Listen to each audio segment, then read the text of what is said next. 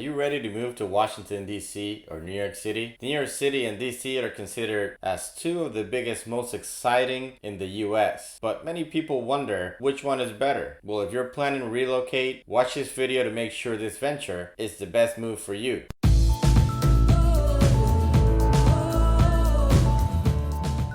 Hey guys, welcome back to my channel. If this is your first time to this channel and you want to know everything about working, eating, sleeping, living, playing, and many other things here in Maryland or Washington, DC, then make sure you hit that subscribe button below. Click the little bell so you're notified every single time we do a video. If you're thinking about moving, relocating, or coming here to stay, make sure to give me a call, shoot me an email, and send me a text. First off is the weather. The winters in DC are usually milder than in New York City, although only by approximately 5 degrees. The cold weather in DC often begins 2 weeks after it does in New York City and typically ends 2 weeks before it does in New York City. On average, New York City receives approximately twice as much snow as Washington, DC, and in general, New York City receives somewhat more rain than DC. As summer temperatures rise, both cities become muggy and humid, and summers in DC are usually warmer than those in New York City by around 5 degrees as well. Number 7, transportation and traffic.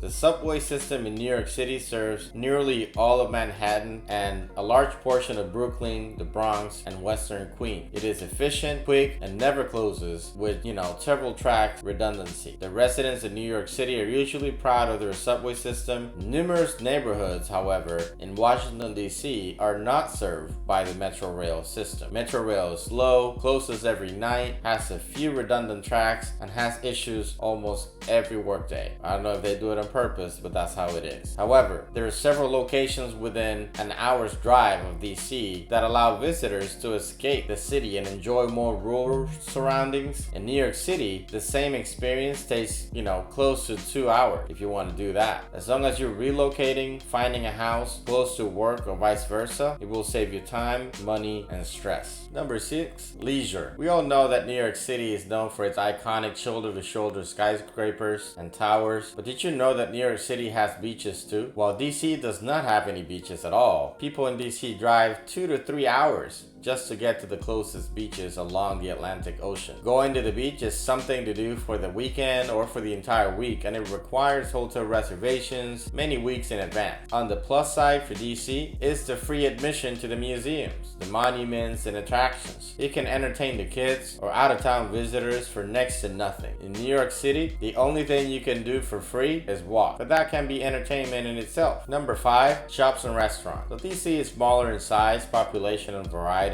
Shops close early, nightlife is limited to earlier hours, and the subway shuts down in the wee hours. While numerous services are available 24 hours a day in New York, all day and night shops, restaurants, and the metro are open. Number 4, job opportunities. So most residents in Washington, D.C. are employed by the federal government or by a company that derives a significant amount of its revenue from the federal government in some way. While many employments in New York City are concentrated, on the other hand, in business and finance and healthcare, information technology, media, retail, and education. Number 3, crime rates. Moving to New York City from Washington, D.C. will liberate you from the capital city high crime rates. Based on a scale of 1 to 100, property crime in the U.S. is 35. It's 10% lower in New York City at a rate of 25, but 64 in DC. Violent crime in the US is 23. New York City violent crime is rated 28, and in Washington DC, 56. Even though crime rates are lower in New York City, don't get complacent about safety. It's a good idea to Google crime rates as you investigate various potential neighborhoods. Number 2 is taxes. The nation's capital assesses income tax, as most states do, at a rate that ranges from 4% to 8.95%.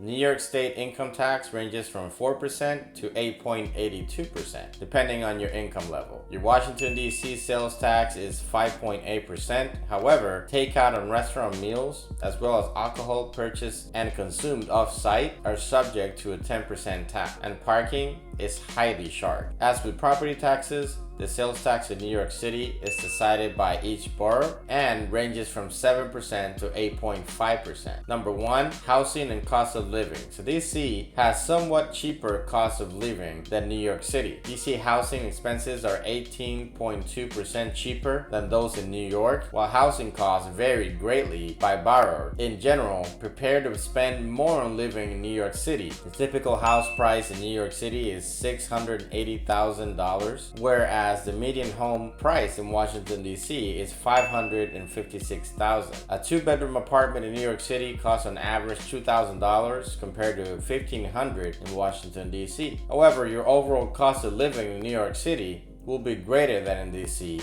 mainly to higher housing, utility, and healthcare costs. I hope you found all this information helpful. Thank you for watching, and if there's anything you guys think I forgot to include that somebody should know before moving to Maryland, please leave it down in the comment section below this video. And don't forget to give this video a thumbs up, share, and subscribe. If you found this video useful, check out this video here to my left. That's it for now. See you at the next video.